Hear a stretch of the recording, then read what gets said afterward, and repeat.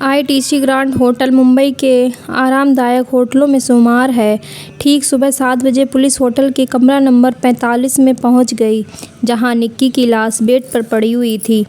निक्की के गले पर दांतों के निशान और निकला हुआ खून साफ दिखाई दे रहा था। जिस्म पर नाम मात्र के कपड़े थे। महिला पुलिस ने पहले उसके जिस्म को ढक दिया। पुलिस को समझते देर नहीं लगी कि यह काम किसी नरपिशाच का है। इंस्पेक्टर ने रिसेप्शन में पूछताछ की। इंस्पेक्टर, उस कमरे में जो लोग ठहरे थे उनकी आईडी चेक कराओ। रिसेप्शनिस्ट, रोजा था उसका नाम। वह रोमानिया से मुंबई आई है। ये रही उसके पासपोर्ट की कॉपी। वह 2 दिन से यहीं है। Inspector, okay. ये लड़की जिसकी लाश कमरे में पाई गई, वह कब आई होटल में? रिसेप्शनिस्ट, रोजा उससे रात को लगभग 12:45 पर लेकर आई थी। हम आपको सीसीटीवी फुटेज दिखाते हैं। सीसीटीवी स्क्रीन पर उनके जाने का दृश्य दिखाई दे रहा था। उसमें रोजा अपने असली रूप में अर्थात चुड़ैल के वेश में दिखाई दे रही थी। ये देखकर पुलिस और होटल स्टाफ के पैरों तले जमीन खिसक गई। अब मुंबई पुलिस और मुंबई की पूरी जनता के लिए दहशत का माहौल बन चुका था। सभी समाचार पत्रों और न्यूज़ चैनलों में ये खबरें आने लगी थीं। कुछ दिनों के बाद बांद्रा से दूर एक सुनसान इलाके से रितु की भी लाश मिल गई, जिसे ड्रैकुला ने चमगादड़ के वेश में बांद्रा फोर्ट से उठाया था। मुंबई की सड़कों पर अब मौत नाच रही थी। तारा तारिणी मंदिर उड़ीसा राज्य के ब्रह्मपुर शहर के 29 किलोमीटर ऋषिकुल्या नदी के किनारे पुष्पगिरी पहाड़ी के ऊपर स्थित मां का प्रसिद्ध मंदिर है। यह भारत के 51 शक्तिपीठों में एक है, जहां मां तारा और तारिणी को आदिशक्ति के रूप में पूजा जाता है। मां तारिणी के दर्शन के बाद भैरवनाथ अपने शिष्य रुद्र के साथ पहाड़ी से दूर एक गुफा में साधना के लिए पहुंचे। यह अघोरियों और तांत्रिकों की पूजा स्थली है। यहाँ तंत्र मंत्र के द्वारा अघोरी एवं तांत्रिक सिद्धि प्राप्ति करते हैं। भैरवनाथ व रुद्र के अपने साधना शुरू की। हवन कुंड में जलाने के लिए लड़कियां हवन सामग्री 4-5 नरमुंड व सिंदूर रखा हुआ था। रात के लगभग 12:30 बज चुके थे। अचानक हवन कुंड से धधकती हुई ज्वाला निकली और एकाएक बुझ गई। भैरवनाथ की साधना टूट चुकी थी। उनके माथे पर पसीने की बूंदें साफ देखी जा सकती थी। रुद्र, क्या हुआ गुरुजी? क्या ये किसी अनहोनी का अंदेशा है? भैरवनाथ, हाँ, यह एक अनहोनी का अंदेशा है। मुंबई में संकट के बादल मंडरा रहे हैं। काउंट ड्रैकुला अपनी 3 प्रेमिकाओं के साथ मुंबई में खून की नदियां बहा रहा है। हमें उन्हें रोकना होगा। रुद्र, लेकिन हम उन्हें कैसे रोक सकते हैं? भैरवनाथ, रुद्र, जब तुम मुझे पहली बार मिले थे, तुमने मुझे एक सवाल किया था। रुद्र, गुरुजी, क्या? भैरवनाथ, तुमने मुझसे पूछा था कि मैंने तुम्हें ही अपने शिष्य के रूप में क्यों चुना। वास्तव में मुंबा देवी ने मुझे सपने में आदेश दिया था कि तुम्हारे हाथों ड्रैकुला का संहार होना है। तुम अपने आप को इस युद्ध के लिए तैयार करो।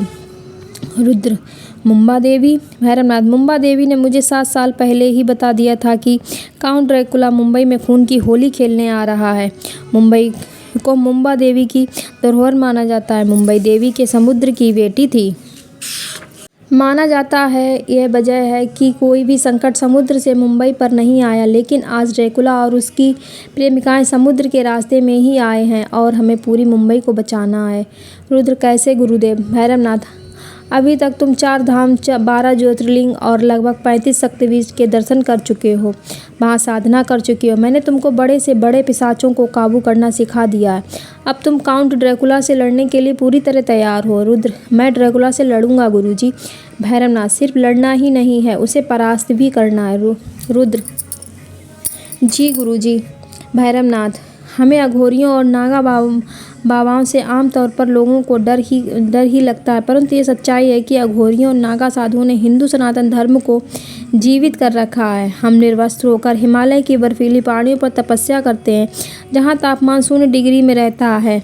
मैं भी बर्फीली पहाड़ियों पर साधना कर रह चुका हूँ। इन अघोरियों और नागा साधुओं की आस्था का ही फल था कि हिंदू सनातन धर्म और उसकी आस्था को मिटाने के लिए कई मुस्लिम शासकों ने पुरजोर कोशिश की, लेकिन इसमें लोग कभी भी कामयाब नहीं हो सके। मैं तुम्हें एक कथा सुनाता हूँ। अघोरियों और नागा साधुओं ने एक बार नहीं बल्कि कई बार सनातन धर्म की रक्षा की है। उन्होंने कई बार मुगलों की विशाल सेना से टक्कर ली। भारत को आज़ादी दिलाने में ही इनका सहयोग अकल्पनीय है और अद्भुत है, लेकिन भारत के इतिहास के पन्नों में इसका जिक्र तक नहीं है। रुद्र, आश्चर्य, मुझे भी इनके इतिहास के बारे में पता नहीं था। भैरवनाथ, रुद्र अब तुम अपनी आंखें बंद करो। भैरवनाथ रुद्र के ठीक सामने बैठ जाते हैं और कुछ मंत्र पढ़कर उसके सर पर हाथ रखते हैं। वह रुद्र को लगभग 350 वर्ष पीछे ले जाता है। कुछ मिनट इस अवस्था में रहने के बाद रुद्र ने आंखें खोलने के लिए कहते हैं। रुद्र के माथे पर पसीने की बूंदें साफ दिखाई दे रही थी। भैरवनाथ, तुमने क्या देखा? रुद्र, मैंने देखा कि मुगलों अघोरियों के बीच भयंकर युद्ध हो रहा है।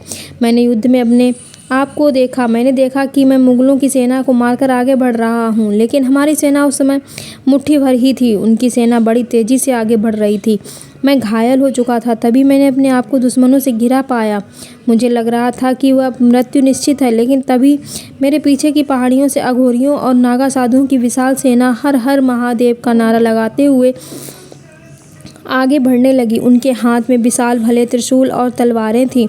उनका जयकारा इतना भयानक था कि मुगल पूरी तरह कांप गए थे। उनका वो जयकारा अब भी मेरे कानों में गूंज रहा है। इसके बाद शत्रु सेना के कदम उल्टे पड़ गए और वे युद्ध भूमि से भाग खड़े हुए। भैरवनाथ, मुझे उम्मीद है कि अब एक अघोरी की शक्ति का अंदाज़ा तुमको हो गया होगा। रुद्र, जी गुरुजी, पर मुझे इस बात का अभी भी समझ में नहीं आई। मैंने अपने आप को एक अघोरी के रूप में लड़ते हुए देखा। ऐसा कैसे हुआ? भैरवनाथ, इसका जवाब मैं पूरे विश्वास के साथ तो नहीं दे सकता, लेकिन इसकी बात का कयास जरूर लगा सकता हूँ कि हो ना हो तुम्हारे पूर्वजों में से कोई ना कोई अघोर पंथ से अवश्य जुड़ा रहा होगा, जिसने अघोरी बनकर इस युद्ध में भाग लिया था। यह सुनकर रुद्र आश्चर्य के सागर में डूब जाता है। भैरवनाथ, एक आखिरी और महत्वपूर्ण बात मैं तुमको बताना चाहता हूँ।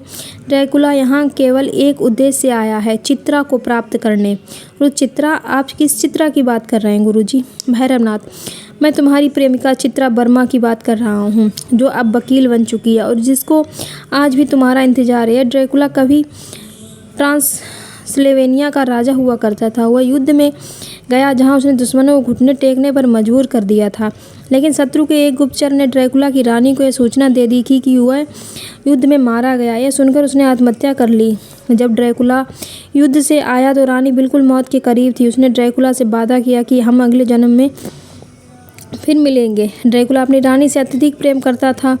यह सदमा बर्दाश्त नहीं कर पाया। इसके बाद उसने ईश्वर को मानना छोड़ दिया और इंसानों का खून पीना शुरू कर दिया। खून पीकर वह नरपिशाच बन गया और अब तक वह बहुत शक्तिशाली हो चुका है। उसकी रानी का 2 बार पुनर्जन्म हो चुका है, लेकिन वह उस समय उसे हासिल करने में नाकामयाब रहा।